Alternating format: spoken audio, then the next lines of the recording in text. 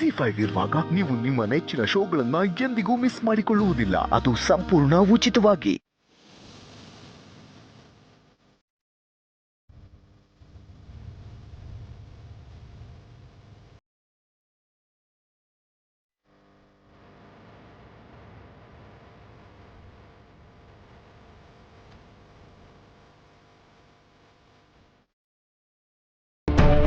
ಏನ್ ಸರ್ ಎಲ್ಲ ಇವತ್ತೇ ಮುಗಿಸ್ತಾ ಇದ್ದೀರಾ? ರಿಟೈರ್ಮೆಂಟ್ ಡೇನೇ ಇದೆಲ್ಲ ಕೊಡಬೇಕು ಅಂತ ನಮ್ಮ ಕಂಪ್ನಿಯಿಂದ ಆರ್ಡರ್ ಆಗಿದೆ. ಇದಕ್ಕೋಸ್ಕರ ನೀವು ನಮ್ಮ ಕಂಪ್ನಿ ಕಡೆ ಬರೋದು, ನಮ್ಮ ಎಂಪ್ಲಾಯ್ಸ್ಗೆ ಬೇರೆ ರೀತಿ ಭಾವನೆ ಬರೋದು ಬೇಡ ಅಂತ. ರೀ ಲಕ್ಷ್ಮಿ ರೀ ನಾನ್ ಎಷ್ಟು ಹೇಳಿದ್ರು ನೀವು ಮರ್ತೋಗ್ತೀರಾ ಅಲ್ವಾ? ಏನು? ಎಲ್ಲಿ ನನ್ನ ಹೋಳಿಗೆ? ಅಯ್ಯೋ ಲಕ್ಷ್ಮಿ, ಅದು ಕೆಲಸದ ಒತ್ತಡದಲ್ಲಿ ಮರ್ತೇ ಬಿಟ್ಟೆ, ಕ್ಷಮಿಸ್ಬಿಡು. ನನಗ್ ಗೊತ್ತು ರೀ, ನಿಮ್ಗೆ ಕೆಲ್ಸ ಒಂದ್ ಬಿಟ್ರೆ ಏನು ನೆನ್ಪಿರೋಲ್ಲ. ನನಗ್ ಗೊತ್ತಿತ್ತು ನೀವ್ ಹೀಗೆ ಮಾಡ್ತೀರಾ ಅಂತ, ಅದಕ್ಕೆ ವೆಂಕಿ ಕೈಯಲ್ಲಿ ತರ್ಸಿದೀನಿ. ಅಂದ್ರೆ ನಾನು ಮರ್ತೋಗ್ತೀನಿ ಅಂತ ನಿನ್ಗಾಗ್ಲೇ ಗೊತ್ತಿತ್ತಾ? ನಿಮ್ ಜೊತೆ ಇಷ್ಟು ವರ್ಷ ಸಂಸಾರ ಮಾಡಿದ್ದೀನಿ, ನೀವ್ ಯಾವಾಗ ಹೇಗಿರ್ತೀರಾ ಅಂತ ನನಗ್ ಗೊತ್ತಿಲ್ವಾ? ನೀವೇನಾದ್ರೂ ತರೋರಾಗಿದ್ರೆ ನನ್ಗೊಂದು ಫೋನ್ ಮಾಡ್ತಿದ್ರಿ. ನೀವ್ ಫೋನ್ ಮಾಡ್ಲಿಲ್ಲ ಅಂದ್ಮೇಲೆ ಅದನ್ನ ಮರ್ತಿದ್ದೀರಾ ಅಂತ ತಾನೇ ಅರ್ಥ.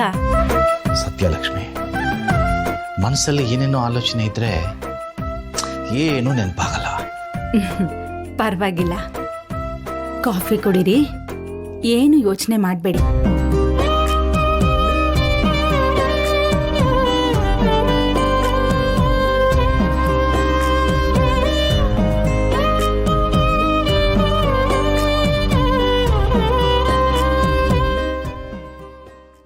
ರೀ,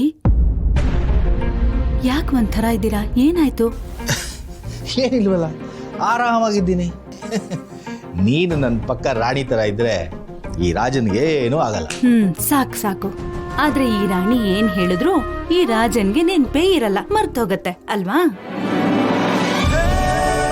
ಸರಿ, ನಾನು ಹೋಗಿ ಅಡ್ಗೆ ಮನೆ ಕ್ಲೀನ್ ಮಾಡ್ಬಿಟ್ಟು ಬರ್ತೀನಿ.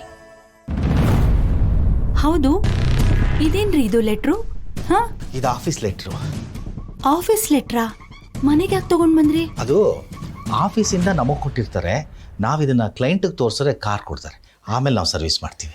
ಹಾಗಾದ್ರೆ ಅದನ್ನ ಎಷ್ಟು ಜೋಪಾನವಾಗಿಡ್ಬೇಕು. ಎಲ್ಲಿಟ್ಟಿದ್ದೀರಲ್ಲ? ಬ್ಯಾಗ್ ಒಳಗಡೆ ಇಡಿ. ಆಯ್ತು, ಇವಾಗ ಇಟ್ಕೊಳ್ತೀವಿ.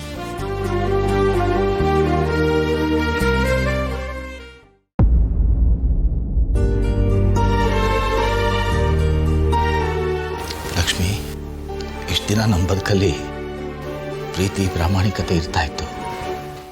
ಇನ್ಮೇಲೆ ಆ ಜಾಗನ ಸುಳ್ಳು ಆಕ್ರಮಿಸ್ಕೊಂಡ್ಬಿಡುತ್ತೆ.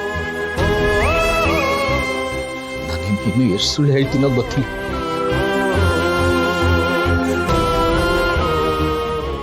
ನನ್ಗೆ ಕ್ಷಮಿಸ್ಬಿಡು ಲಕ್ಷ್ಮಿ, ನನ್ಗೆ ಕ್ಷಮಿಸ್ಬಿಡು. ZEE5 ಆಪ್ ಡೌನ್ಲೋಡ್ ಮಾಡಿ ಎಲ್ಲಾ ಸಂಚಿಕೆಗಳನ್ನು ಸಂಪೂರ್ಣ ಉಚಿತವಾಗಿ ನೋಡಿ.